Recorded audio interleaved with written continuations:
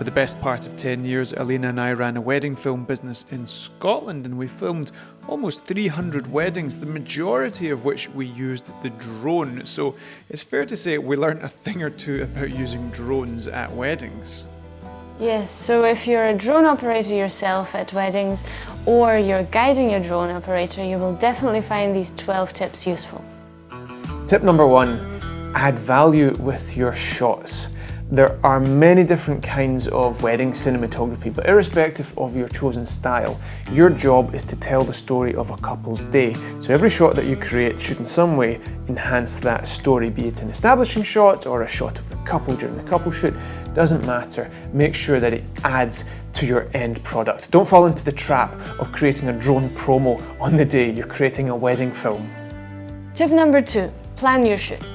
As you all know, being a wedding filmmaker is extremely time pressured, so preparation is key. Before each wedding, we look at Google Maps and Google Earth, so we know exactly what to expect when we get on location. Doing so gives us a rough idea of whether we're going to need 1 minute just to get one establishing shot of the building, or whether there's an opportunity to spend 10 minutes getting fantastic location shots out in the wilderness. Tip number 3, shoot smart.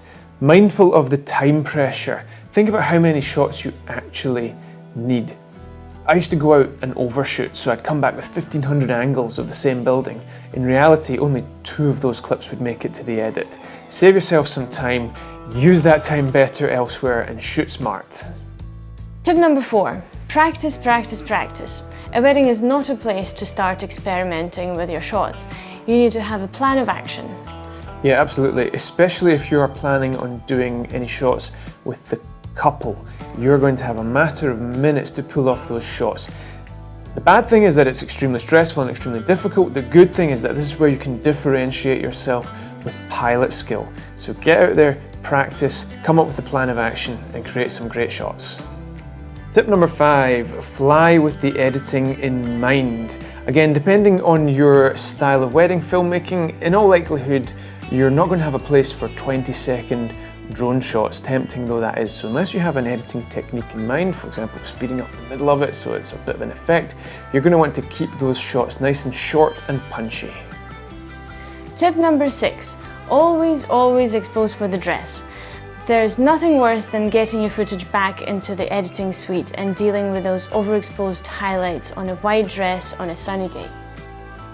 Point number 7, be ready. Now, for example, if you are doing a couple shoot and you want to film the couple walking up and down the grounds of an estate, there is nothing more ridiculous than the sight of you doing a compass calibration while the photographer and the couple stand there watching. So get everything ready in advance so when the couple are ready, you are ready. Tip number 8, timetable the shoot. If you are planning on doing a drone couple shoot with your clients, then insist that they allocate 5 to 10 minutes on their day for that. Keep in mind that although you may have filmed 500 couple shoots, this is probably the first couple shoot that the couple have been involved in, and as such, they might not realise that you need that little bit of extra time to make sure you get the results that they are expecting. Tip number 9. To make sure that everything runs smoothly on the wedding day, email the photographer in advance to let them know what has been agreed between you and the client. Tip number 10, fly safe. Given the importance of a wedding to the people concerned, it is the last place you want to have an incident with your drone. If you're doing a couple shoot, for example, do not take any risks. You do not need to get your drone within a meter of the couple or anything like that. It's just not worth the risk. Take it easy, you can still get some great shots, but fly safe. Tip number 11, be licensed and insured. Almost everywhere in the world you have to be licensed to fly commercially. And in the UK at least, you need that license to get your public liability insurance. Now, if you have an incident at a wedding without public liability insurance, then it's game over. Breaking the drone is going to be the least of your worries if that happens. Don't take the risk. Tip number 12, use the right drone for the job.